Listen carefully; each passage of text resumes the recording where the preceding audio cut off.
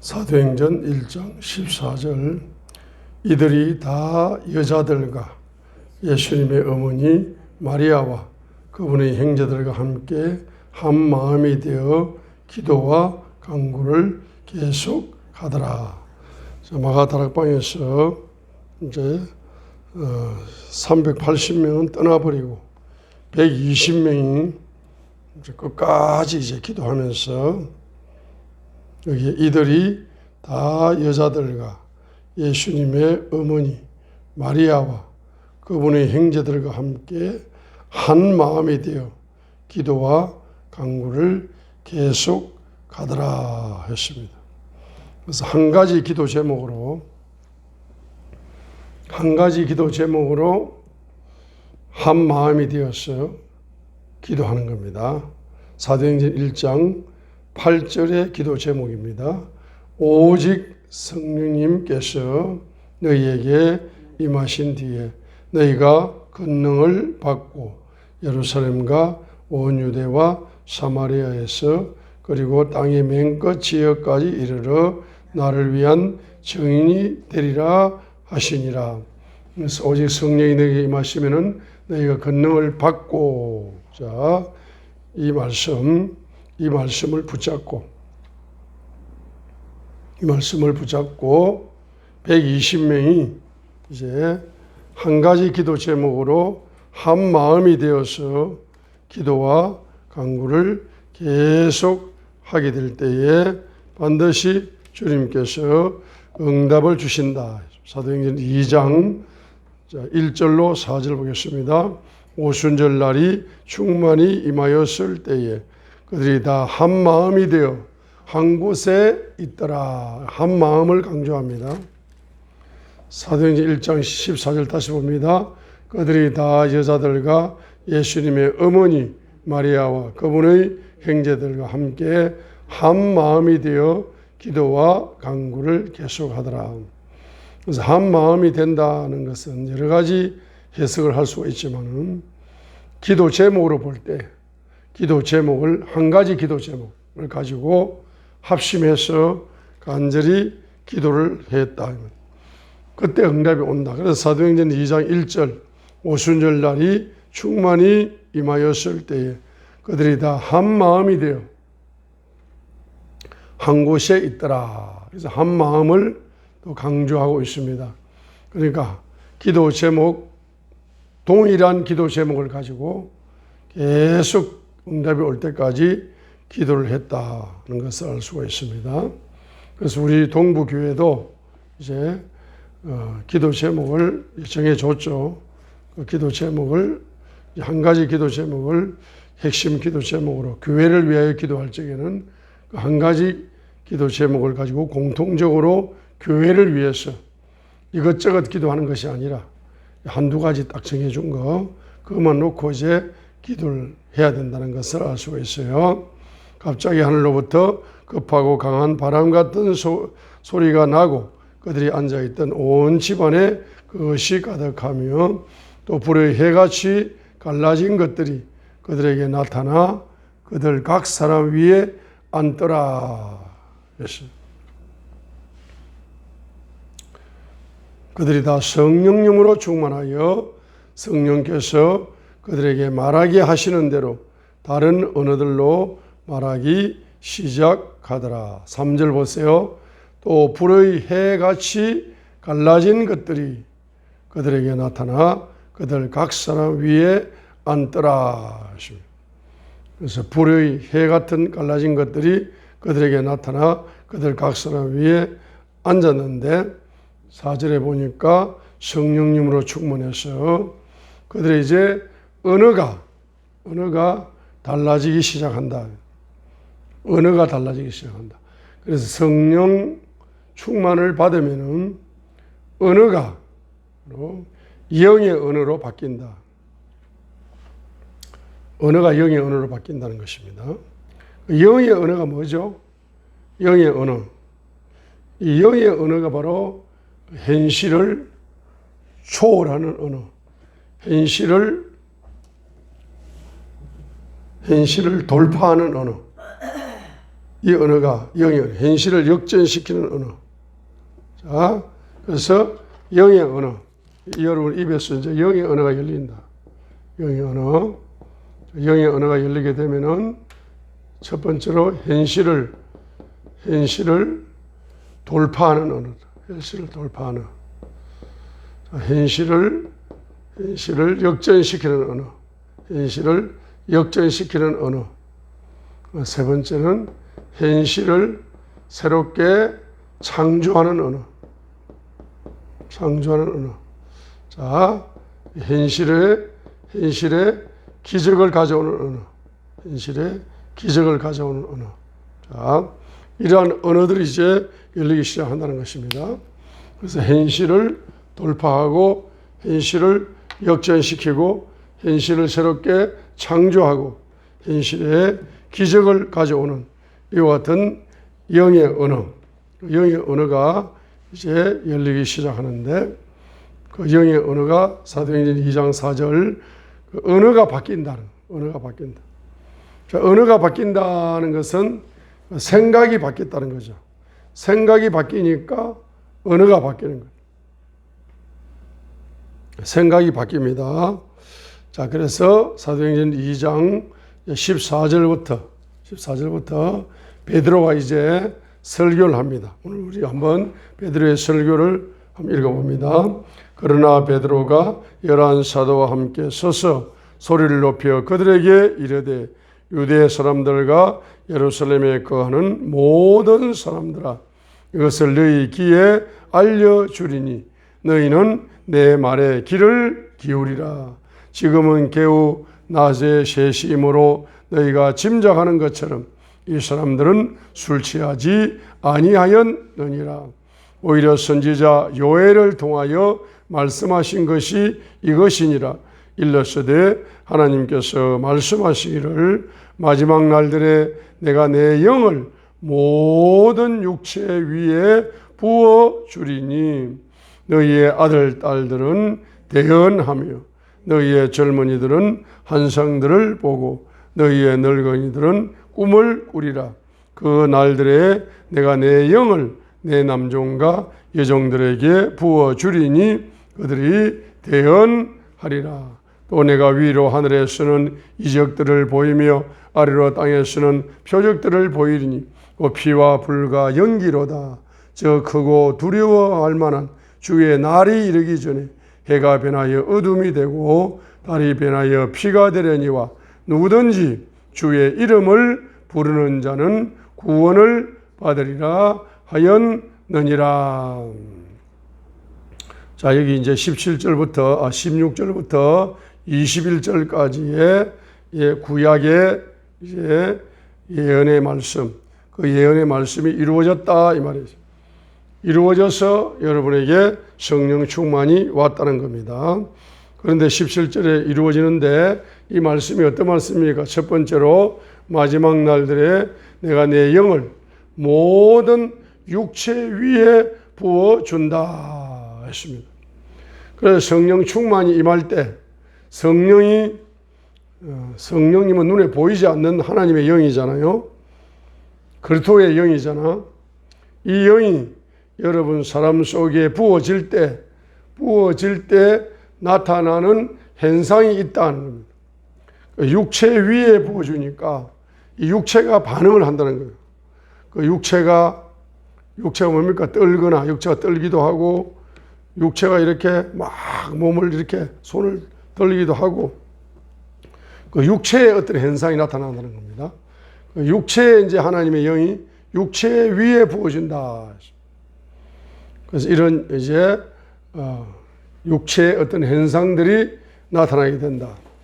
그래서 너희의 딸들은 예언을 한다. 자, 입에서 예언이 열린다. 입의 언어가 미래적인 언어가 열립니다. 너희의 젊은이들은 환상들을 본다. 영의 눈이 열리기도 하고 너희의 늙은이들은 꿈을 꾸리라 하니까 그래 너희의 아들 딸들은 예언하고 영의 입이 열려서 예언하고 너희의 젊은이들은 환상들을 보고 영의 눈이 열리기도 영의 눈이 열려서 영의 입이 열려서 예언을 하고 영의 눈이 열려서 이제 환상들을 보고 그 다음에 영의 마음이 열려서 너희의 늙은이들은 꿈을 꾸리라 했습니다. 그러니까 입이 새로워지고 눈이 새로워지고 마음이 새로워지는 이런 역사가 하나님의 영이 오게 되면은 하나님의 영이 오게 되면은 언어가 새로워지고 하나님의 영이 오게 되면은 보는 것이 새로운 것이 보이고 새로운 꿈을 꾼다. 새로운 꿈을 꾸는 것입니다.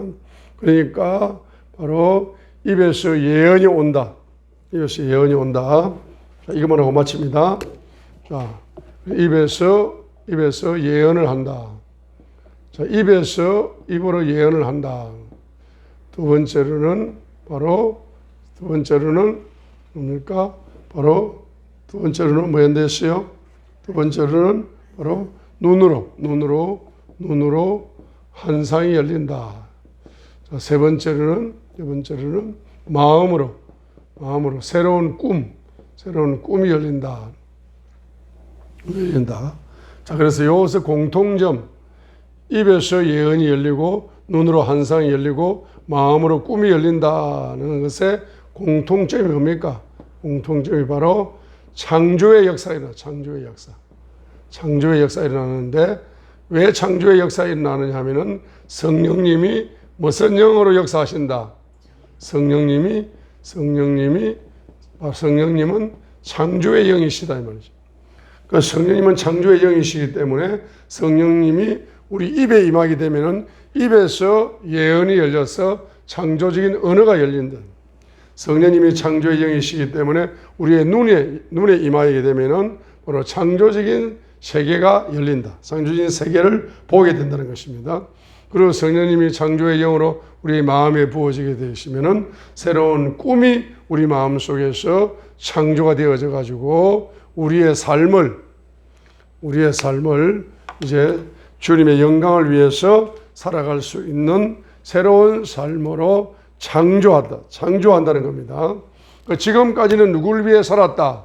지금까지는 나를 위해 살았지만은 이제 창조의 영이 임하시면은 누구의 영광을 위하여 산다. 주님의 영광을 위하여 살도록 창조되어진다. 새롭게 창조되어진다는 것입니다. 자, 그래서 21절 누구든지 성령님이 임하시면은 누구의 이름을 부른다. 주의 이름을 부르는 겁니다.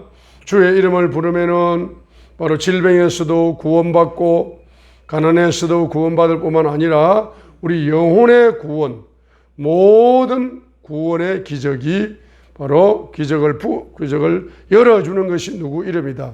주의 이름이다. 21절.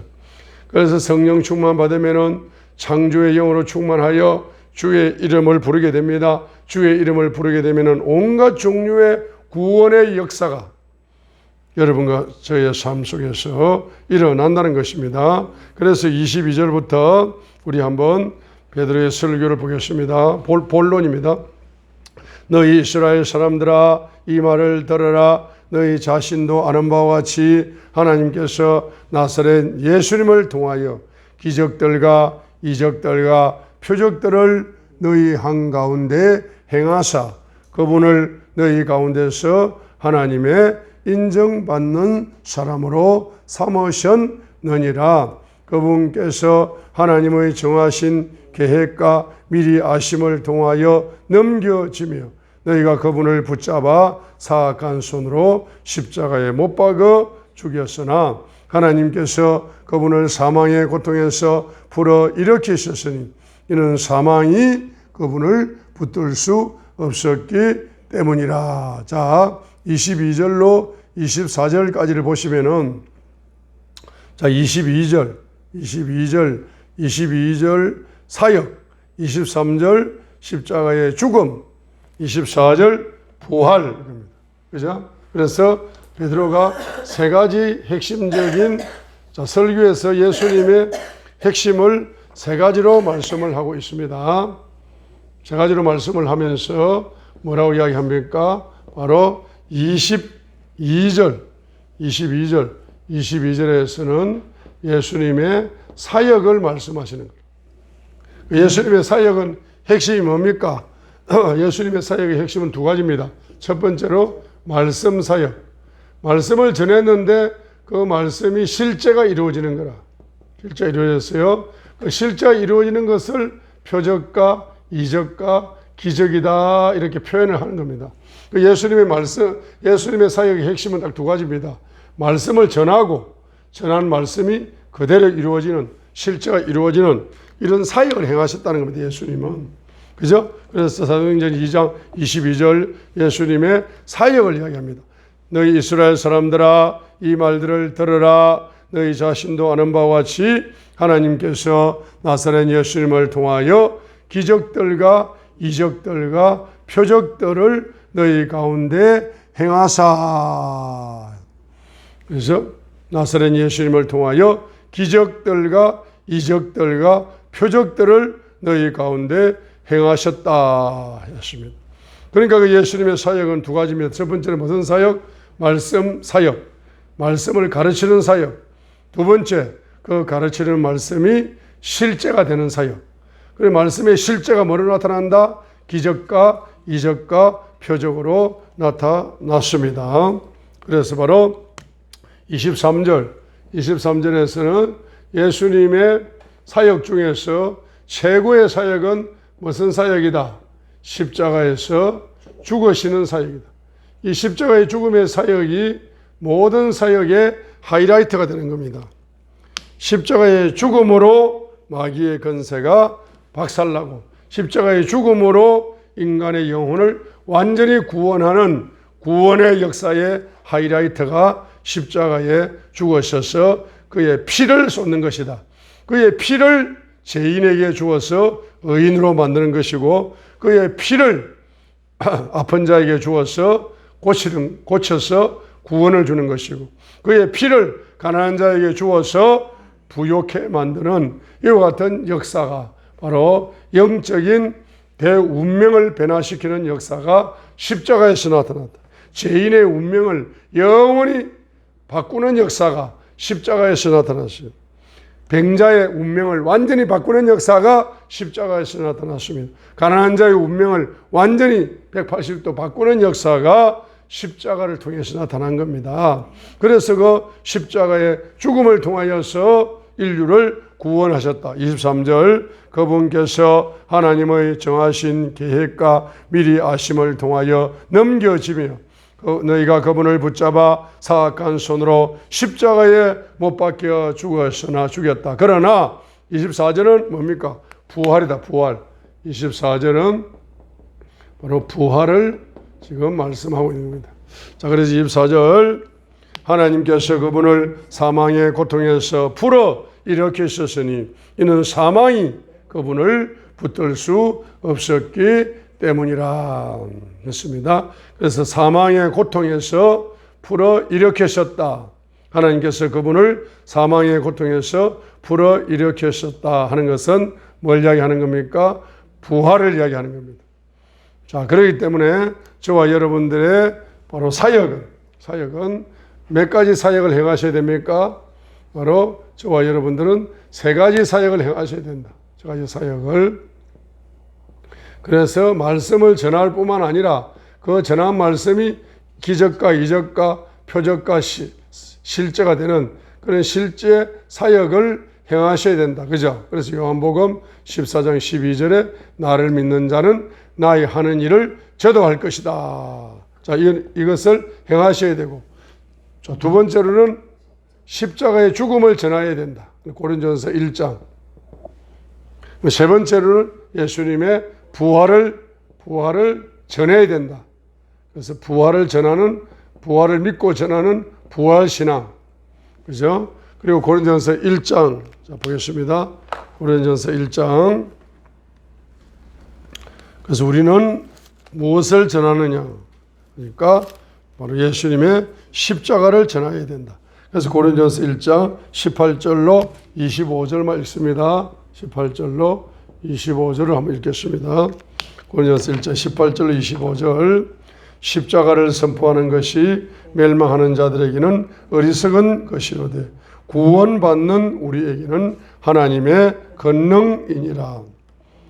기록된 바 내가 지혜로운 자들의 지혜를 무너뜨리고 분별이 있는 자들의 명철을 쓸모없게 만들리라 하였으니 지혜로운 자가 어디 있느냐 서기관이 어디 있느냐 이 세상의 변론가가 어디 있느냐 하나님께서 이 세상의 지혜를 어리석게 만들지 아니하셨느냐. 하나님의 지혜에 있어서는 세상이 지혜로 하나님을 알지 못하였으므로 하나님께서 복음 선포의 어리석은 것으로 믿는 자를 구원하시는 것을 기뻐하셨도다. 유대인들은 표적을 요구하고 그리스도인들은 지혜를 추구하나 우리는 십자가에 못 박히신 그리스도를 선포하노니 그분은 유대인들에게는 걸려 넘어지게 하는 것이요 그리스도인에게는 어리석은 것이로되 부르심을 받은 자들에게는 유대인들이나 그리스도인들에게나 그리스도는 하나님의 권능이요 하나님의 지혜니라. 하나님의 어리석음이 사람들보다 지혜롭고 하나님의 약함이 사람들보다 강하니라. 그래 24절 하반절 그리스도는 하나님의 권능이요 그리스도는 하나님의 지혜니라 했습니다. 그죠? 그래서 그리스도를 여러분이 영접하게 되면은 세 가지가 열리게 됩니다. 바로 하나님의 권능, 그리스도를 영접하게 되면은 하나님의 권능이 여러분 속에 임한 겁니다. 자, 그리스도를 영접하게 되면은 하나님의 뭐가 임한 거다? 하나님의 지혜가 임한 겁니다. 그리고 그리스도를 영접하게 되면은 하나님의 부요가 임한 거다. 이 부요를 하나 더 첨가시킵니다. 자, 물론 그리스도를 영접한다는 것은 하나님의 권능을 영접하는 거예요. 자, 그리스도를 영접한다는 것은 하나님의 지혜를 영접하는 겁니다. 그런데 하나님의 권능과 하나님의 지혜는 무한대죠. 그래서 시편 147편 5절에 하나님의 맹철이 무한대다 이렇게 맹철이라고 예를 들어놨잖아. 그러니까 이게 다른 말로 하나님의 권능이 무한대다. 하나님 지혜가 무한대거든. 그러니까 하나님의 권능이 많다는 뜻이잖아. 지혜가 많다는 뜻이잖아. 그러니까 한마디로 말하면 하나님의 뭐다? 부요다, 부요. 그래서 고린도후서 8장 9절이 적용이 됩니다. 자, 우리 주 예수 그리스도의 은혜를 너희가 알거니와 그리스도의 은혜를 너희가 알거니와 했습니다. 그리스도께서 하나님의 부요의 은혜를 저와 여러분에게 부어주셨다. 물론 권능의 부요, 지혜의 부요도 여러분에게 부어주실 뿐만 아니라 경제적인 부요까지 여러분에게도 부어주신다는 것을 고린도후서 8장 9절에서 말씀하셨고, 예수님께서 말씀이 육신이 되어 이 땅에 오셔가지고 가난한 자로 이 땅에 오신 목적이 뭐냐 하면은 우리에게 뭘 주시기 위하여 하나님의 부요를 주시려고 가난하게 오셨다. 이렇게 이제 표현을 이렇게 했습니다.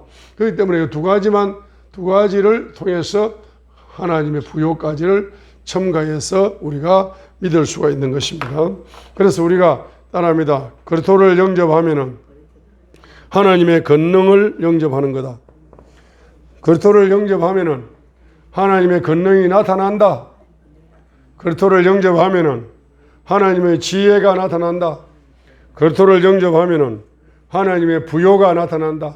그리스도를 영접하면 하나님의 권능이 임한 것이다.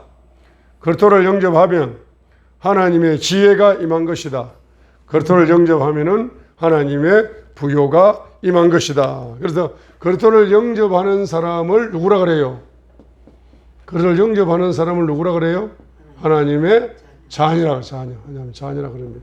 그래서 요한복음 1장 12절 14절 영접하는 자, 곧 그 이름을 믿는 자들에게는 하나님의 자녀가 되는 권세를 주셨다.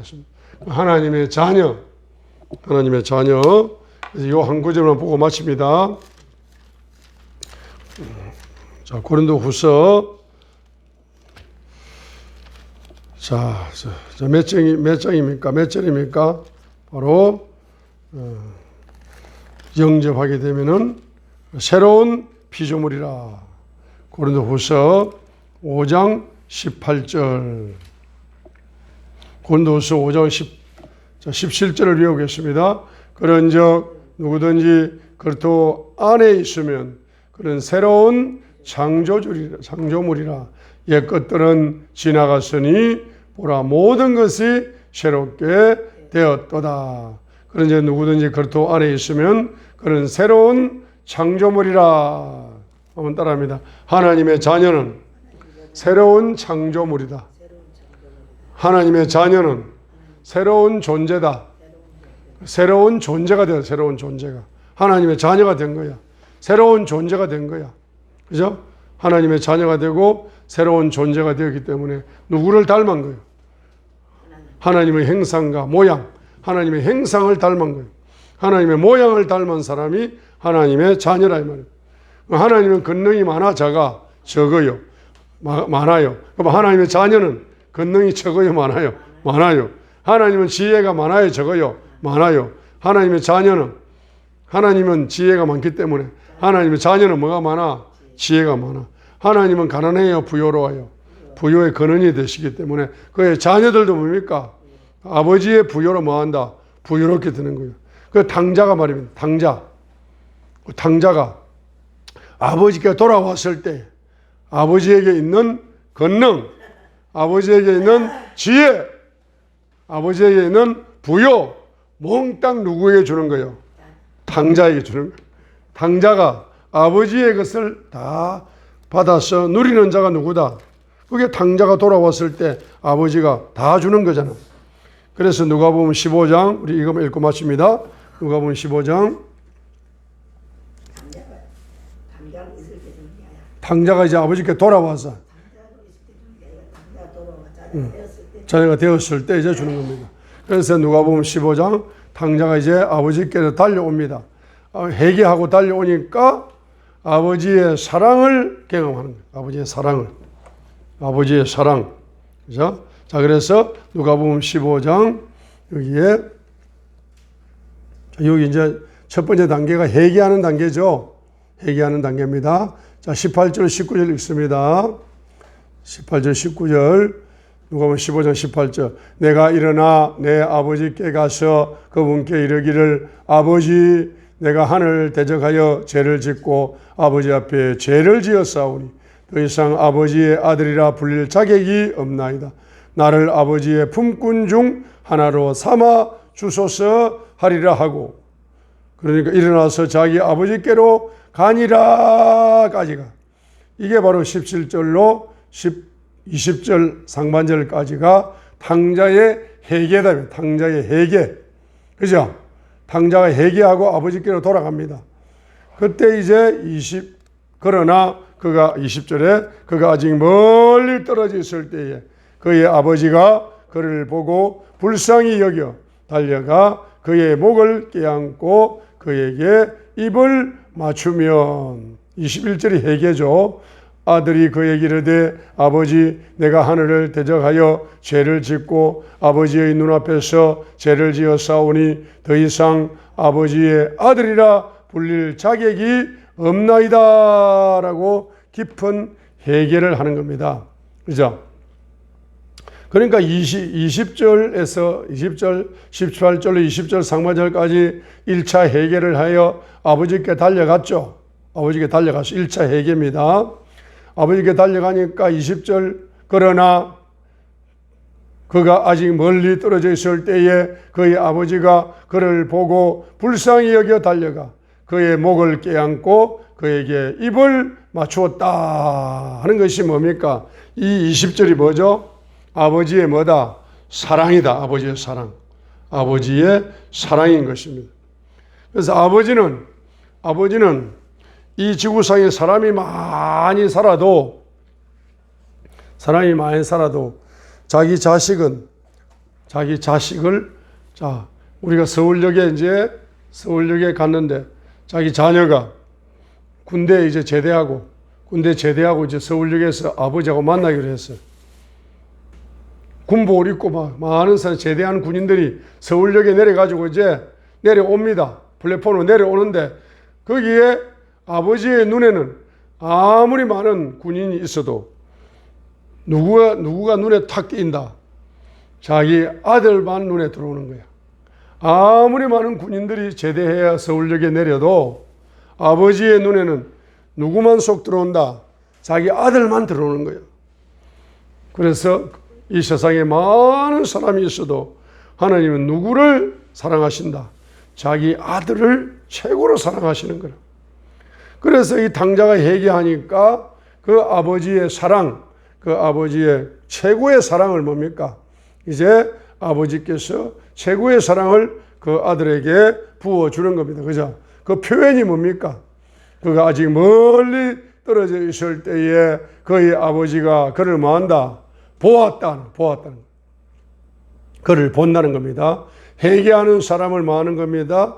하나님께서, 아버지께서 보신다는 겁니다. 두 번째로 뭡니까? 불쌍히 여기신다는 거예요. 아버지의 눈으로 회개하는 당자를 아버지의 눈으로, 첫 번째는 눈으로 뭐한다? 보신다. 두 번째는 뭐한다? 불쌍히 여기신다 이겁니다. 아버지의 깊은 사랑을 알 수가 있습니다. 그리고 달려가서 그의 목을 껴안고 그에게 입을 맞추어 준다.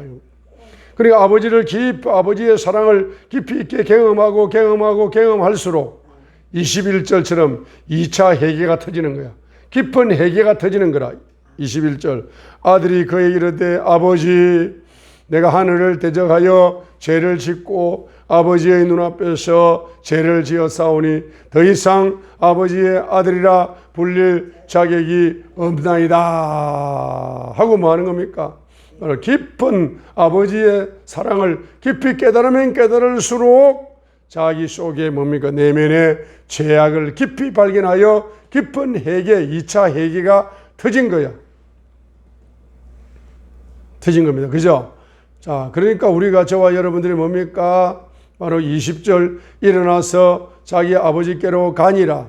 18절로 20절 상반절까지는 뭡니까? 당자가 1차 회개하여